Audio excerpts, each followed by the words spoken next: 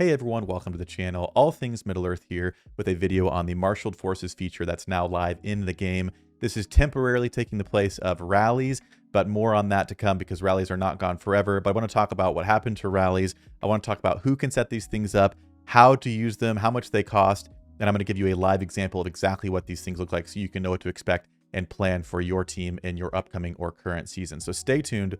All that's coming up in just 1 second.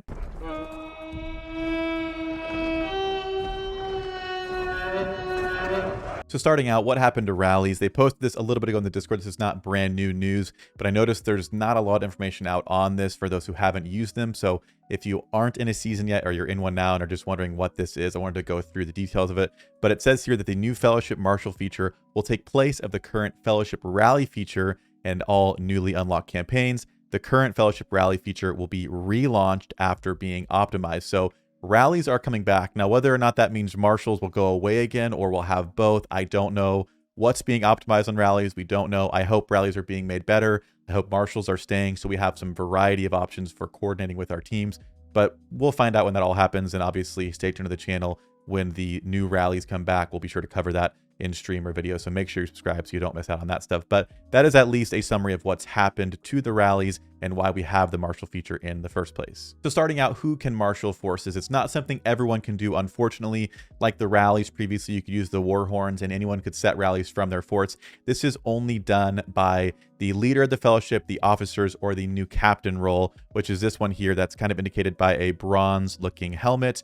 But there will be a total of 7 people at one time that can initiate these marshals and control the legion. So it's a bit more restrictive on how many people can do it, but I do think it's less restrictive on what can be done with these troops that you're gonna have access to, which I'll show you in just a second when we get to the live example. Now, to marshal forces is very simple. You just have to go to any fellowship fortress you have in the game and click the marshal button that's right here. Again, you have to be titled as a leader, officer, or captain to do this, but you click marshal, and it's going to have this option here called Marshal Forces. As you can see, we've got one here that has 5 minutes left on its marshaling period, at which point I'll have access to the armies that are in there, and I'll show you guys exactly what it looks like. But you click the Marshal Forces button, and you've got some options here to set how long you want to allow people to join the Marshal. Now, it's still only 5 armies that can join. At first, we thought maybe 100 could join because it's a fellowship fortress and not a fort. That's not the case, unfortunately, but you can set how long you want to give people to join this thing, especially if you're looking for really specific armies or armies over a specific strength level. You might want to set your time to be longer, but if you're coordinating with your team and you know who's going to be there, you could set it to as little as 5 minutes. The maximum is 12 hours, but you could do whatever time works for you here. So I could set this one to 30 minutes. I could set a performance minimum, you know, the kind of the power or strength of the army if I want to, or you can do no limit. And then I can put a note here. So again, you can get as creative as you want. You could do siege legions. You could say, I want 5 Witch Kings. You could say, I want a Witch King. I want a Sunid. You could give specific examples, or you could just specifically name players and say, I want, you know, all things Middle-earth's Witch King here. I want BSA's guild, so on and so forth. If you had specific things in mind you wanted to do, you could get creative with it. But you put any, you know, instructions in the announcement, and then you click OK. Once you click OK, it's going to ask you to put your own army in. So your army will be included in this legion. So you can decide, you know, exactly who you want to put in to ideally complement the other armies that are being put in there. But once you select that, it's going to ask you for 20,000 gold. It's going to tell you how long it takes you to march to the fortress to be then in the legion. And you click the flag button and your army will be on its way to joining this legion. And once that countdown timer ends, it will then be usable by whoever's controlling the legion. Now, as you can see, I have a marshal set up here. I have 5 out of 5 armies in here. So I'll show you guys what this looks like before the countdown ends. I think I set this one to an hour, and I just told people I'm doing testing. So these are just kind of random armies in here that, you know, are willing to lose some troops, but I'm going to try not to kill them all. But 5 people can join. Like I said, you can see here who joined. Once we're in, you'll actually be able to see what troops are on the commander. So I'll show you exactly how much detail you get in terms of the armies you're controlling.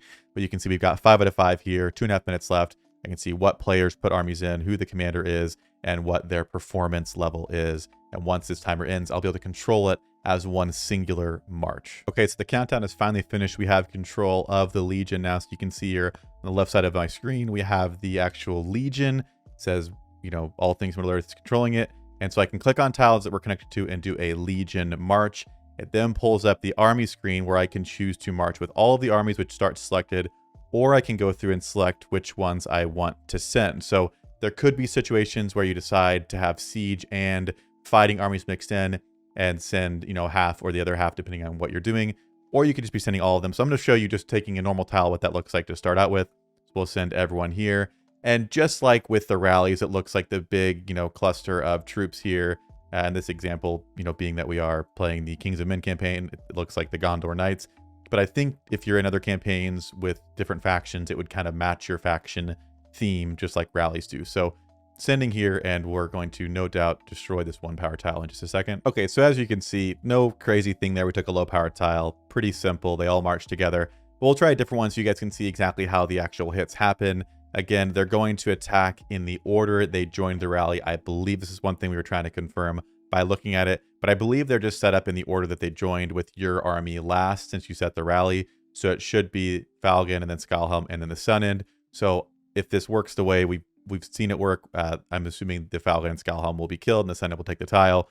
And you'll see what happens after that, because you can continue marching as many times as you want as long as you have troops in your armies. Okay, so we hit this 90 tile and it happened exactly like we thought it would. It's hitting in the order that they show up on your list there. And so as you can see here, unfortunately, the Falcon here did not do super well against this 90 tile. The interesting and thing that I don't like that much about these marshaled forces or these legions is that they don't all hit at one time. They hit about every 30 seconds. So if you look here, you can see that this one hit at 33:55, and then we have 34:24. So about 30 seconds later, again, the Skalhelm did not fare too well. And then that next one, the Sun End, obviously going to do it very, very well against a 90 power tile, hit about 30 seconds or exactly 30 seconds later than that. So we took that tile. Now, as you can see, the tile belongs to Toucan Sam, whose Sun End took the tile. So in terms of taking tiles or anything like that, the players are getting credit for whatever their armies are doing here. So in this case, Toucan Sam got himself a 90 power tile, which he may or may not want. But anyway, now we can go and we can continue marching. So we could select the 60 tile, and we have access to the Sun End that's still on top there, the Shadow and Grima, and you have their stamina. So you can keep marching with them as long as they have stamina and as long as they have troops. And again, in this example, maybe I have siege on top, so I deselect those. Or maybe I knew that those two armies, the Falcon and the Skalhelm, couldn't handle a 90, so I deselect those and save them for something else. You can get creative with it, but the point is, if players are getting offline and have armies that they want to be utilized, but you don't have time to set a rally, or you know, you're not sure exactly what's going to happen on the battlefield, you could have them put their armies in a fortress, in a legion, and then have one of the leaders control it during a period of time where, depending on what counter you need, so if we're fighting and I see that this Sun End is going to work well against something, I only select the Sun End.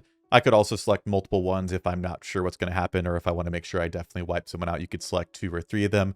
But again, it's kind of interesting. So I definitely like the flexibility of how you can use the armies once you have them. I don't like how few armies you have and the fact that they hit every 30 seconds, because setting a bunch of rallies to hit, if you're attacking a keep, for example, you want to take a keep down with all rallied armies, or you want to attack a big stack of enemy armies that are on a defensive point they have. You can't do that as well with this feature. It'll be spaced out every 30 seconds.